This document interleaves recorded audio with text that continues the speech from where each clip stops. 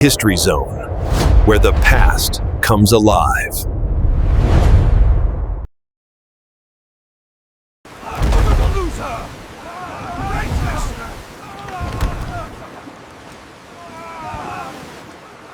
The Atlantic stretched endlessly before them, a glittering expanse of calm water under the morning sun.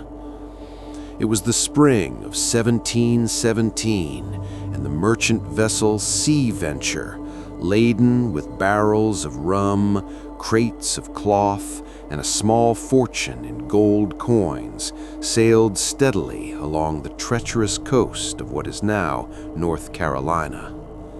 The crew, seasoned men of the sea, had weathered storms before, yet there was something different in the air that day. A tension that even the most hardened sailors could feel in their bones. Captain William Norton, a man of broad shoulders and sun-leathered skin, leaned over the bow, scanning the horizon with a practiced eye. His men were busy with the routine checks, tightening ropes and adjusting sails, unaware that this voyage would be etched into history for a reason far darker than any treasure chest could illuminate. He had heard whispers in port, rumors of sudden tempests, rogue waves, and underwater sandbanks that swallowed ships whole. Most dismissed them as sailors' tales, but the ocean has a way of reminding men how small they truly are. By late afternoon, the wind began to shift. It was subtle at first, a gentle tug against the sails, but soon it became warning. Dark clouds rolled over the horizon, forming a wall of gray that blotted out the sun. Norton's heart sank. He barked orders, urging his crew to secure cargo and prepare for the storm that was fast approaching. The sea, which had been a friend in the morning light, transformed into an unpredictable adversary. Waves grew taller than the masts, slamming into the wooden hull with deafening force. The Sea Venture was designed for trade, not survival against the ferocity of nature unleashed. Timber groaned and ropes snapped. Men shouted over the roar of the wind, voices lost in the chaos. Lightning split the sky, illuminating the horror of a storm that seemed to rise from the ocean's very depths. Amid the storm, Captain Norton spotted the first danger.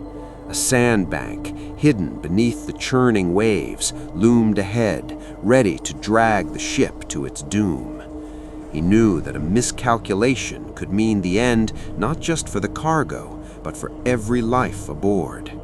The ship veered, narrowly avoiding the first hidden ridge of sand, but the ocean was relentless. Another wave hit, larger than the last, knocking men off their feet and tearing the sails. Inside the captain's cabin, Norton wrote his last notes to his family, unsure if they would ever reach them. Each wave threatened to engulf the vessel, and each second stretched like hours in the darkness. Somewhere in the chaos, the ship's bell rang, a sound that no one would ever forget, a signal that survival was now a question, not a hope. By dawn, the storm had passed, leaving a shattered vessel drifting perilously close to the shoreline. The Sea Venture had survived, but barely. Several men were lost overboard, never to be seen again. Those who remained clung to debris, trembling in the early morning cold. What they didn't know yet was that this wreck, forgotten by many over the centuries, would trigger a chain of events that reshaped America's coastline, from new navigational charts to the founding of rescue stations along the Outer Banks. The survivors huddled together, staring at the jagged coastline. They were alive, but the fight was far from over. Nature had tested them, but man's resilience and the story they were about to tell would endure far longer than the memory of any storm. The survivors of the Sea Venture drifted ashore, bodies battered, clothes torn, and spirits shaken. The Outer Banks stretched before them like a thin, fragile barrier between the ocean and the mainland. Sand shifted beneath their feet as they scrambled from the wreckage, each step a reminder of how close they had come to death.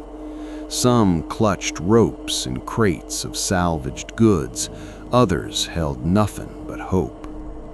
Captain Norton gathered the men, counting heads. Several were missing, swallowed by the storm, perhaps forever. He felt the weight of command more acutely than ever before. They had survived the sea's wrath, but now they faced a harsher, subtler enemy: isolation. The Outer Banks were wild and untamed, a maze of dunes, marshes, and dense forests. No towns, no roads, only the wind and the whisper of the ocean.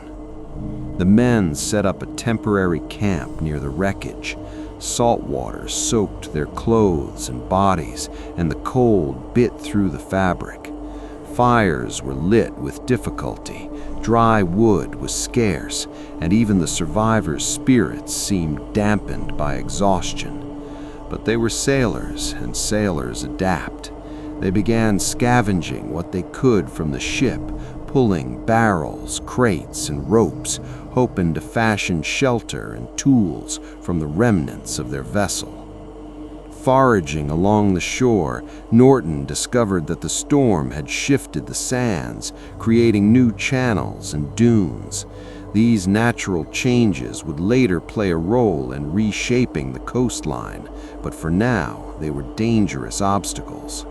The survivors navigated carefully, marking their path with sticks and broken planks, each step a delicate balance between hope and despair. By nightfall, the first true test began. Hunger gnawed at them, and fresh water was scarce.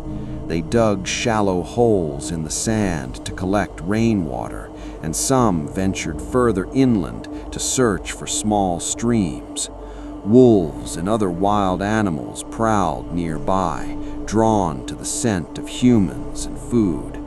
The survivors had to sleep in shifts, keeping watch over each other. Captain Norton understood that survival wasn't just about enduring the storm, it was about learning this strange land. They began mapping the area in rough sketches, noting the position of dunes, tidal flats, and marshes. These maps, made by desperate hands, would later help chart safer passages for ships along the Outer Banks. Days passed, and the survivors slowly adapted. They constructed rudimentary shelters from salvaged wood, rope, and sailcloth. Fires were tended constantly, both for warmth and to signal passing ships. They learned to fish with improvised hooks and to gather edible plants, discovering which coastal berries and roots were safe to eat. Yet the psychological toll was severe. Men who had laughed together before the storm now stared into the distance, haunted by what they had seen and what they had lost.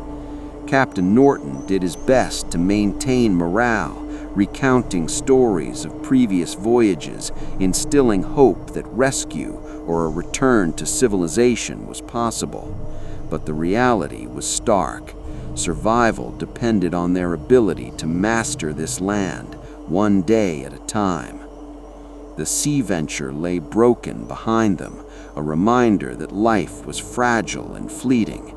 Yet, amidst the wreckage and despair, something remarkable happened. They adapted, and through adaptation, they survived. And in surviving, they would leave a mark on America's coastline that no one yet imagined, a mark of human endurance, ingenuity, and the unrelenting power of nature. The days on the Outer Banks stretched long and unyielding. The survivors of the Sea Venture learned quickly that the ocean was only one danger. beyond the sand and wind lay the marshlands, a vast expanse of tangled reeds, brackish water, and hidden channels that seemed to shift like the tides themselves. Every step was uncertain, and every miscalculation could be fatal.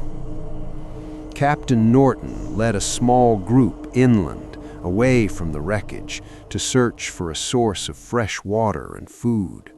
The ground squelched beneath their boots, and each step carried the threat of sinking into the soft mud. Mosquitoes swarmed relentlessly, biting and buzzing, testing the endurance of men already frayed by the storm. Yet there was a strange beauty in the marsh, a muted green and gold tapestry, with sunlight dancing across the rippling water, masking the danger beneath. It wasn't long before the first casualty occurred. A young sailor, trying to navigate through a narrow waterway, misjudged the depth and sank up to his chest in a hidden bog. Panic set in as he struggled to free himself, the mud clutching like a living thing. Captain Norton and two others rushed to save him, grabbing his arms and pulling with all their strength. His breathing was ragged, his eyes wide with fear, but he survived. It was a stark reminder. Survival here was a balance between courage and caution. As the survivors pressed further, they encountered wildlife that few men had seen so close. Herons with wings outstretched, snakes slithering silently through the reeds, and alligators lurking just beneath the surface of the water. Every movement was a test of instinct, every sound a potential threat. They learned to tread lightly, to read the water, and to respect the land that seemed as alive and watchful as the stormy sea. The marshlands, however, were not just perilous, they were a lifeline. Within a day's trek, they discovered freshwater pools hidden among the reeds, teeming with small fish. Edible plants grew along the banks, and shellfish could be harvested from the mudflats. Captain Norton instructed the men in careful rationing. Every bite of food and every sip of water was precious, a lesson of survival that was taught not in comfort, but in necessity. But the marshlands were also deceptive.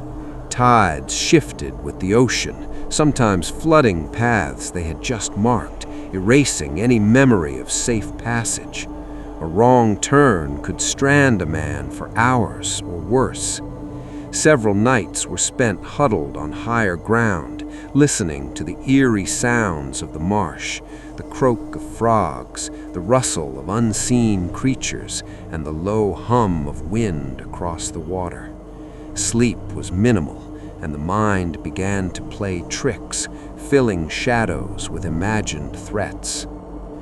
Through it all, Captain Norton remained a steady presence, balancing fear and hope. He taught the men to observe the patterns of the water, to understand the winds, and to recognize the subtle signs of danger. Each day they marked new paths, salvaged materials from the wreck, and strengthened their camp. The marshlands, once a symbol of menace, slowly became a landscape they could navigate, a harsh teacher, but an effective one. By the end of the week, the survivors had not only endured, they had adapted. They understood the rhythm of the marsh, the tides, and the creatures that shared it. They had learned that survival demanded respect for nature, ingenuity, and unyielding perseverance.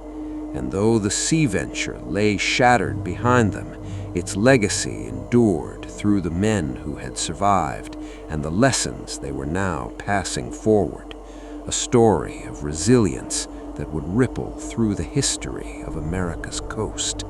Days turned into weeks on the Outer Banks, and the survivors of the sea venture grew into a hardened, cautious band of men. The marshlands had taught them lessons in patience, observation, and respect for the raw power of nature. But the longing for civilization tugged at them constantly.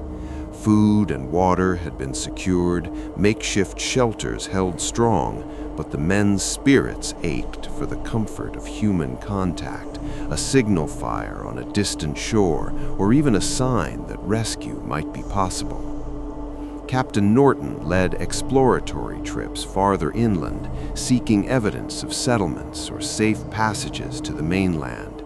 The landscape changed gradually. The dense reeds gave way to sparse forests and open fields, and then finally they saw it. Smoke rising in the distance, curling like a thin gray ribbon into the sky. Hope ignited in their hearts. Were these the inhabitants of a distant village, or merely travelers like themselves? Approaching cautiously, the survivors discovered a small, fledgling settlement. Wooden cabins stood precariously on stilts above the marshy ground, their inhabitants hardy men and women who had learned to live at the edge of the sea. These settlers eyed the newcomers warily at first, suspicious of strangers emerging from the wilderness, but Captain Norton's calm demeanor and respectful approach earned them trust. He explained their story, the storm, the wreck, and their struggle to survive. The villagers listened with wide eyes and whispered among themselves. Though the sea venture had been long forgotten in other ports, here it became a legend in the making. Survivors were given food, blankets, and guidance on navigating the surrounding terrain. They shared techniques for fishing in tidal flats, identifying edible plants, and surviving the marsh's treacherous undercurrents. For the first time in weeks, the men felt a semblance of safety. Captain Norton also realized the broader significance of their ordeal. The shifting sands and hidden sandbanks that had almost claimed the sea venture were not anomalies. They were hazards that had likely destroyed countless vessels before them. He began carefully mapping the channels, tides, and dangerous shoals, taking notes that would eventually influence the way future ships navigated the Outer Banks. What had started as a struggle for survival now held the potential to reshape maritime safety along America's coast. Yet danger was never far away. Even with the villagers' guidance, storms could return at any moment, and the marshes and beaches remained as unpredictable as ever. The men had to continue honing their skills, learning to build higher fires, dig deeper wells, and construct stronger shelters. Each day brought the reminder that while the settlement offered comfort, survival ultimately depended on vigilance and adaptation. By the end of their stay, a rhythm had emerged. The survivors fished, foraged, and explored during the day, while nights were spent sharing stories, plotting rescue, and refining maps. They became a bridge between the wilderness and civilization, carrying knowledge of the treacherous waters, shifting sands, and hidden reefs that had claimed the sea venture. These insights would eventually inform the construction of lighthouses, warning markers, and early maritime charts that helped prevent similar tragedies for decades to come. Captain Norton knew that the story of the shipwreck was more than a tale of survival. It was a lesson in resilience, innovation, and the importance of understanding the land and sea. The sea venture had not only tested men against nature, it had sown the seeds for a safer and more navigable coastline. The survivors of the sea venture had learned to navigate the marshlands, forge alliances with settlers, and map treacherous waters. But as autumn waned, a harsher challenge arrived: winter. The winds off the Atlantic carried a biting chill, and the Outer Banks, exposed and unforgiving, showed no mercy. Frost formed on the wooden stilts of the villagers' cabins, and the marshes stiffened into an unwelcoming maze. Survival now depended not only on skill, but on endurance, resilience, and ingenuity. Captain Norton ordered the men to reinforce their shelters. Broken planks were salvaged from the wreckage, and sailcloth was stretched over openings to block the wind. Fires burned constantly, fed by driftwood and whatever dry material could be found. Yet warmth was never guaranteed. Nights were long, and the cold penetrated deep into bones, making even the simplest tasks exhausting. The survivors learned the true meaning of discomfort and perseverance. Food became a constant concern.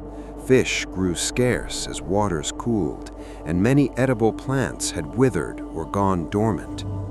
Norton led parties to hunt along the outer dunes, where wild deer occasionally grazed, and to dig for shellfish in the mudflats. Every meal was a struggle against scarcity, every bite a victory over hunger. Men huddled together for warmth, their voices low as the wind howled across the desolate coastline. Yet winter did more than test the body, it tested the mind. Isolation weighed heavily, and the men often spoke of lost comrades swallowed by the storm weeks before. Some suffered from fever or frostbite, their strength waning. Captain Norton kept morale high, telling stories of past voyages, sharing plans for their eventual return to civilization, and emphasizing the lessons they were learning. Survival was not just physical, it was psychological, a battle fought in every heartbeat, in every shiver, in every conscious thought.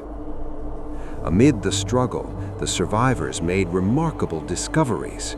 The winter revealed patterns in tides and sandbanks previously hidden beneath waves. Norton carefully noted every change, every shift in the coastline, realizing that their ordeal had created invaluable knowledge. This knowledge would later be critical in preventing other shipwrecks, establishing safer shipping lanes, and eventually guiding the placement of lighthouses along the Outer Banks. The Sea Venture, forgotten by many, was quietly reshaping America's maritime history. As the first snowflakes fell, the men understood the fragility of life on the coast.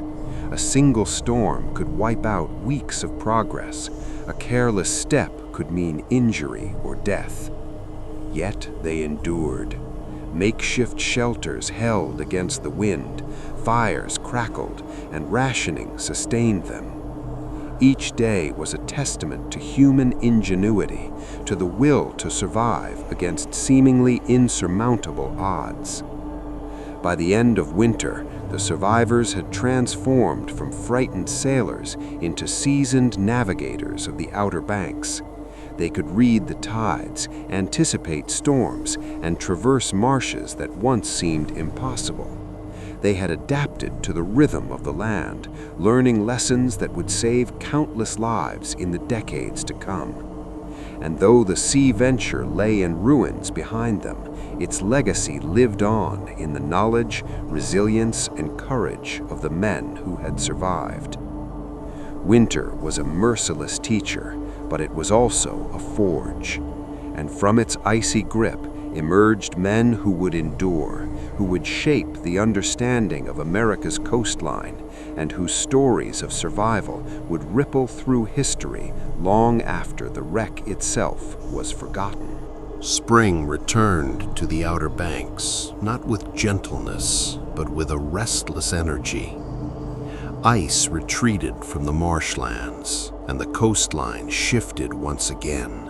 Sandbars rising where water had been weeks before, channels vanishing overnight. For Captain William Norton and the survivors of the Sea Venture, this transformation confirmed what they had already learned the hard way. This coast was alive, constantly reshaping itself, and utterly unforgiving to those who failed to understand it. With warmer days came increased activity along the shoreline. Fishing boats from nearby settlements began to appear more frequently, hugging the coast in cautious passes. Some stopped when they saw the survivors' signal fires still burning high on the dunes. News of the wreck spread quickly, whispers carried by sailors, traders, and settlers alike. The sea venture was no longer just a tragedy, it had become a warning. Captain Norton spoke with every sailor who came ashore. He showed them his crude maps, drawings etched with charcoal and ink, marked with shifting shoals, false channels, and places where ships vanished beneath the waves. Many scoffed at first, unwilling to believe that the sea could change so drastically. But others listened. They had lost friends, cargo, and ships to these same waters. Norton's knowledge was hard-earned, paid for with blood and survival. Soon, wooden markers began appearing along the coastline. Driven deep into the sand by settlers and sailors, these posts marked the safest known passages through the shallow waters. Fires were lit on elevated dunes at night, serving as early warning beacons for ships passing offshore. Though crude and imperfect, these efforts saved lives. Ships altered course, captains slowed their approach. The Outer Banks began, slowly, to learn how to warn rather than kill. The survivors of the sea venture played a central role in this transformation. No longer castaways, they became guides, men whose experience gave them authority over waters that had once nearly claimed them.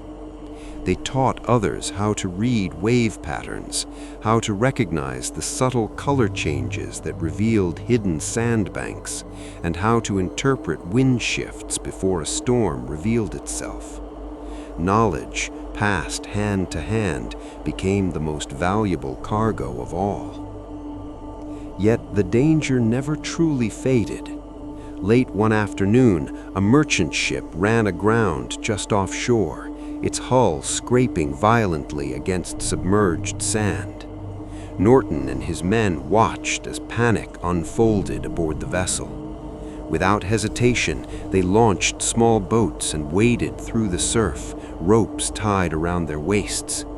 The rescue was brutal. Waves slammed men against wood, and more than once it seemed the sea would claim another sacrifice. But they succeeded. Every soul was brought ashore alive. That rescue changed everything.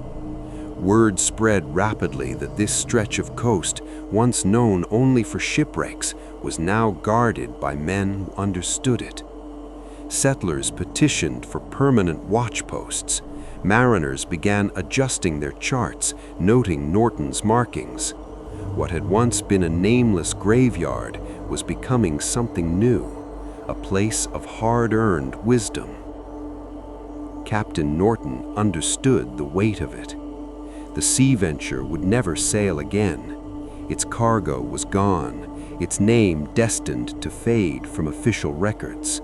But its impact endured, in the lives saved, in the fires burning against the night sky, and in the unspoken pact between men and sea, that knowledge must be shared or history would repeat itself. As spring turned toward summer, Norton stood atop a dune, watching another ship pass safely beyond the shoals. He felt no pride, only a quiet resolve. The ocean had taken enough. If it could not be tamed, it could at least be understood. And along America's ever-changing coast, that understanding had begun with a forgotten shipwreck and the men who survived it. By the time summer settled over the Outer Banks, the coastline had earned a new name among sailors, a name spoken quietly with equal parts fear and respect: the Graveyard Coast. The ocean here did not kill with fury alone. It killed with patience. Shifting shoals, deceptive currents, and sudden storms claimed ships without warning. And yet, for the first time in memory, there were men watching the shore, men who understood its language. Captain William Norton and the survivors of the Sea Venture had become those men. From elevated dunes, they kept watch from dawn to dusk. Their eyes traced the horizon, scanning for sails in distress or hulls drifting too close to the breakers. When storms formed offshore, they lit warning fires early, sending columns of smoke into the sky. At night, flames danced against the darkness, a primitive lighthouse built not of stone, but of resolve. But vigilance came at a cost. Every wreck they witnessed reopened old wounds. The sound of timber splintering against sand was a reminder of the Sea Venture's final moments. Each scream carried across the water echoed with memories of lost crewmates. Some nights, men woke in terror, convinced they were back in the storm, the deck tilting beneath their feet, the sea rising to claim them. Still, they never turned away. One humid afternoon, dark clouds rolled in faster than expected. A coastal trader, attempting to outrun the storm, misjudged the channel and struck a sandbar with devastating force. The mast snapped. Waves battered the hull mercilessly. Norton and his men moved without hesitation, launching small boats and tying themselves together with rope so no one would be lost. The rescue was brutal. Wind tore at their clothes, water dragged at their legs, and debris slammed into them with bone-crushing force. One survivor nearly drowned when a wave pulled him under, but Norton dragged him back, coughing and alive. By nightfall, every sailor from the wrecked ship stood shivering on shore, saved by strangers who refused to abandon them. Word spread rapidly. Sailors began altering their routes to pass within sight of the dunes, hoping to spot smoke or fire, signs that someone was watching. Settlements grew as traders, fishermen, and families moved closer to the coast, drawn by the promise of protection. The Outer Banks were no longer just a place where ships died. They were becoming a place where lives were saved. Yet the emotional burden deepened. Captain Norton watched his men age before his eyes. Their hair grew thinner, their faces more weathered, their silence heavier.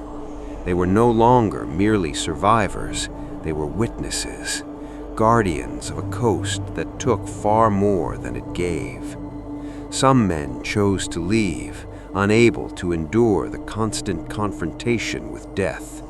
Others stayed, bound by an unspoken oath forged in the wreckage of the Sea Venture. They believed that if even one ship could be saved, then the suffering they had endured would mean something. One evening, as the sun sank into the Atlantic, Norton stood alone on the dune. The sea was calm, deceptively so. He knew better than anyone that tranquility here was temporary. The ocean always reclaimed its due. But that night, fires burned steadily along the shore. Markers stood firm against the sand, and far offshore, a ship altered course just in time, slipping safely past the shoals. The Graveyard Coast had earned its name through centuries of loss, but now, for the first time, it was also earning something else, a reputation for resilience, vigilance, and human defiance against nature's indifference. And it all traced back to a forgotten shipwreck and the men who refused to let its lesson die. By the time another year passed along the Outer Banks, survival was no longer the sole concern of Captain William Norton and the men of the Sea Venture. What had begun as desperation had hardened into responsibility. The sea still claimed ships without warning, but now, standing between disaster and death, were men who had learned its cruel patterns and refused to turn away. The coast had changed, not in appearance, but in spirit. Rescues were no longer improvised acts of courage. They became organized. Fires were maintained on a rotating watch, and lookout shifts were assigned from dawn until long after nightfall. Wooden horns and bells were placed at elevated points, their sounds cutting through wind and rain to alert others when sails appeared too close to the breakers.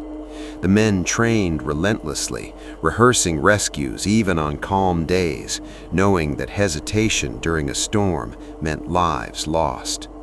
Captain Norton insisted on discipline. Every rope was coiled the same way. Every boat was inspected before dusk. Each man knew his role, not because of authority, but because chaos at sea allowed no room for confusion. The Sea Venture had been lost to disorganization and hidden dangers. Norton would not allow the same fate to claim others. The emotional weight of this duty pressed heavily on them. Rescues were rarely clean or heroic. Many ended with broken bones, bleeding hands, or worse. Sometimes they arrived too late, finding only debris, bodies, and silence. Those moments haunted the men most. They buried the dead when they could, marking graves with simple wooden crosses, saying prayers over people they had never met but felt forever bound to. Settlers and passing sailors began referring to them not as castaways, but as lifesavers. The word spread beyond the Outer Banks. Traders carried stories inland of men who stood watch on shifting sands, who ran into the surf when others ran away. Slowly, recognition followed. Supplies arrived: rope, oil, lanterns, sturdier boats. Nothing official, nothing grand, but it was enough to strengthen what had already begun. Captain Norton understood that they were creating something new, something that had never existed along this coast, a system, a tradition, a belief that no ship should be lost without someone trying to stop it. Yet the cost was personal. One of the original survivors, a man named Thomas Hale, was lost during a rescue when a wave dragged him beneath the hull of a breaking ship. His body was recovered days later, carried ashore by the same currents he had fought. The men said nothing as they buried him at the edge of the dunes, wind flattening the grass around them. Hale had survived the storm that wrecked the Sea Venture, only to die protecting strangers. That loss nearly broke them. Captain Norton considered leaving. He wondered if the sea would ever stop demanding payment, but as he stood before Hale's grave, listening to the surf crash endlessly beyond, he understood something with brutal clarity. If they left, the coast would return to what it had been, a silent executioner, claiming lives without witness. So they stayed. Years later, the practices these men pioneered, coastal watch stations, rescue drills, signaling fires, would become the foundation for organized life-saving services. Long before uniforms or official recognition, before governments took notice, there were survivors who turned trauma into duty. The Outer Banks remained dangerous, the sea remained indifferent, but now, when storms rolled in and ships faltered, there were men ready to answer, not because they were ordered to, but because they remembered what it meant to be helpless in the water and refused to let others face that terror alone. Time passed in a way that only the sea understands, slow, relentless, and indifferent to human suffering. Years had slipped by since the Sea Venture shattered against the shoals of the Outer Banks. Captain William Norton was no longer the broad-shouldered sailor who had once stood at the bow of a merchant ship. His hair had grayed, his hands stiffened with age and salt, but his watch never wavered.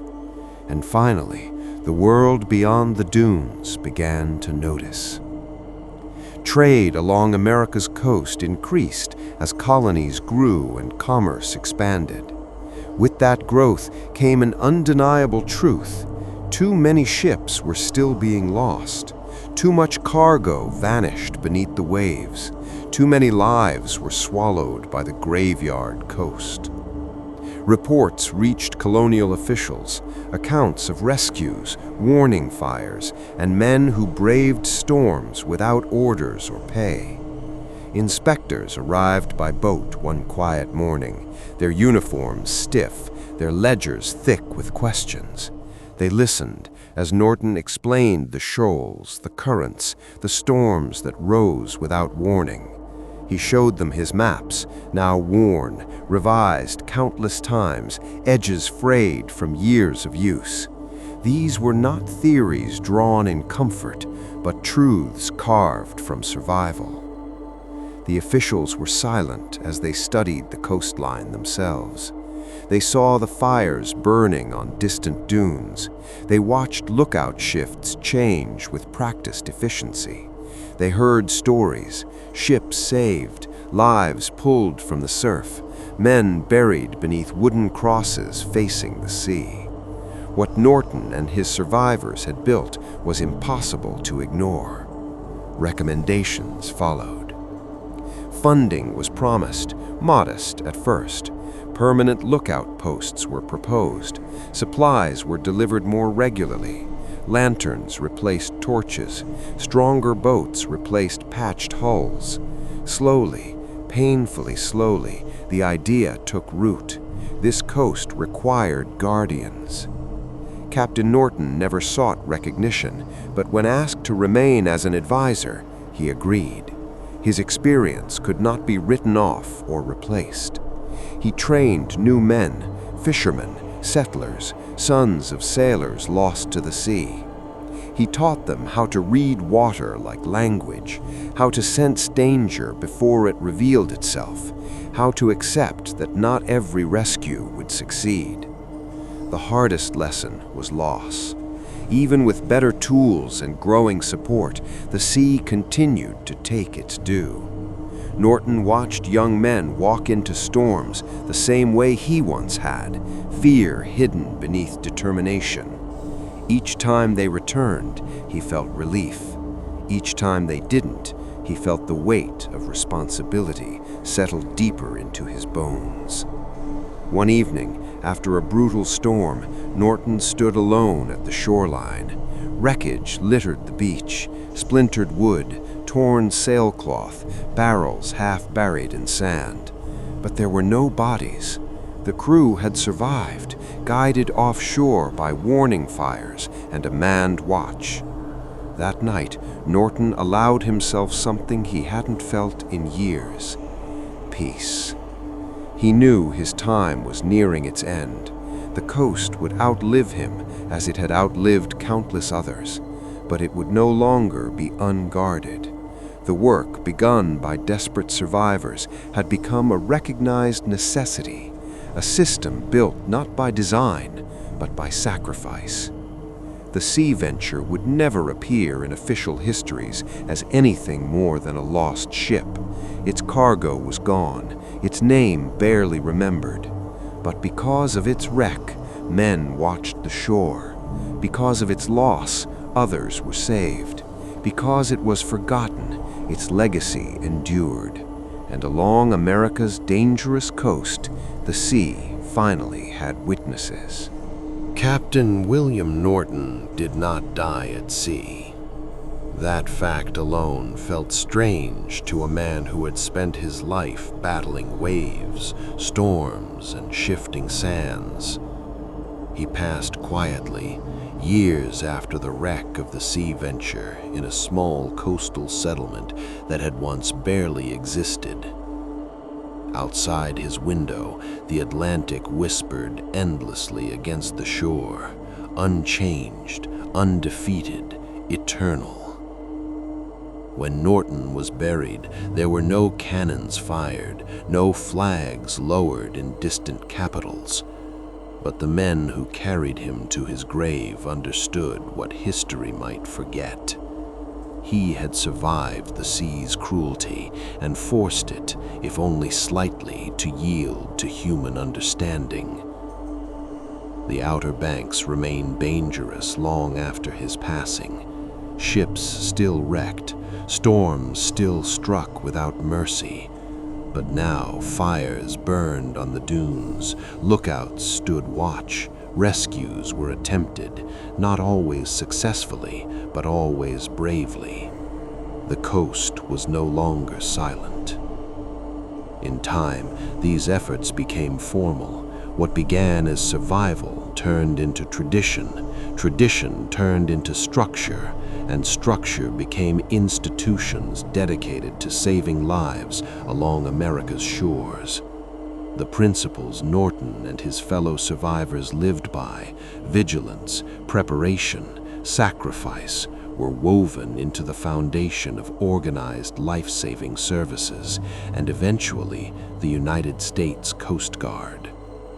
Few would ever hear the name Sea Venture. Its timbers rotted beneath the waves, its cargo vanished into legend, its wreck site shifted with the sands, swallowed and revealed by the tide until even memory struggled to hold its shape. But the change it sparked endured, etched not into stone, but into behavior. Every lighthouse raised along the coast, every chart marking dangerous shoals, every crew trained to run toward the surf instead of away from it.